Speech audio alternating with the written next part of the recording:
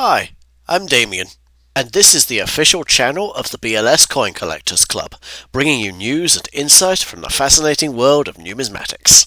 If you enjoy my content, don't forget to like and subscribe. Good evening. It's about 11 PM on Thursday, 28th of March 2024, and welcome to episode 3 of the channel.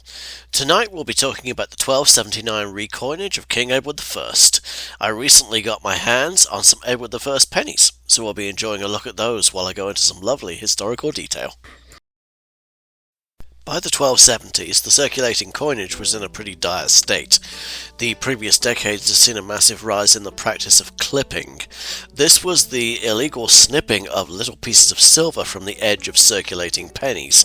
The silver penny was the only circulating coin at the time, and due to the hand-hammering method of coin mintage, which had remained pretty much unchanged technology for over 1,000 years, the coins were often unevenly struck enough so that clipping went unnoticed.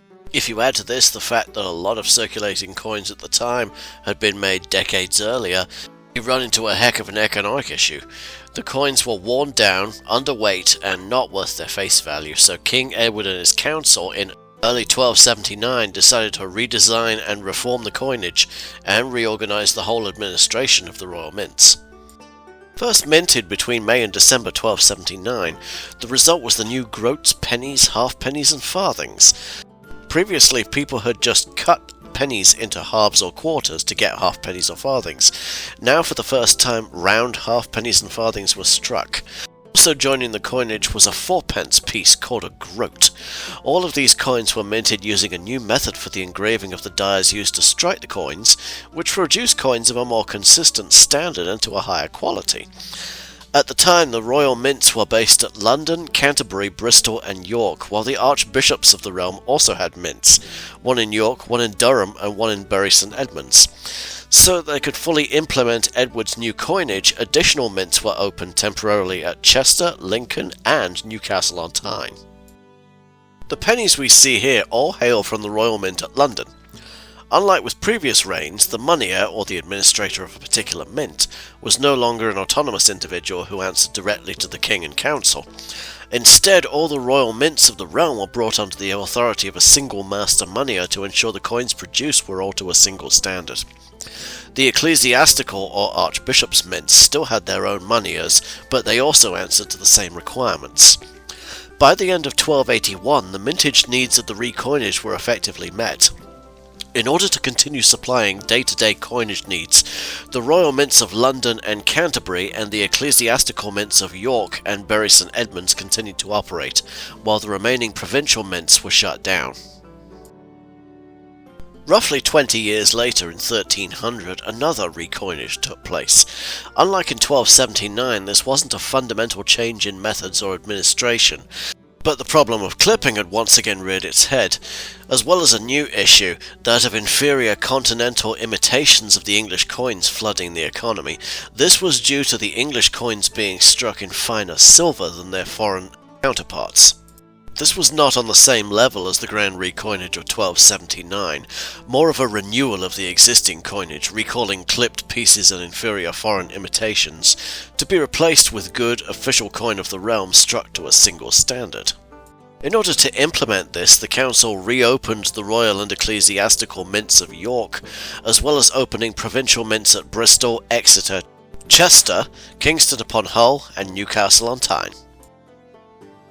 Due to the dies for the coins all being carved by hand, there are numerous varieties of these pennies struck throughout Edward's reign. This particular piece is of variety 10AB5, which was made between 1303 and 1305. You can tell the variety due to the king's name being spelled out EDWAR, while his crown appears as a taller variant that intersects the border of the inscription. This penny is likely variety 3G. It was struck in 1280 or 1281 and can be distinguished by the shape of the king's collar and by the top letter B, which resembles a barred S.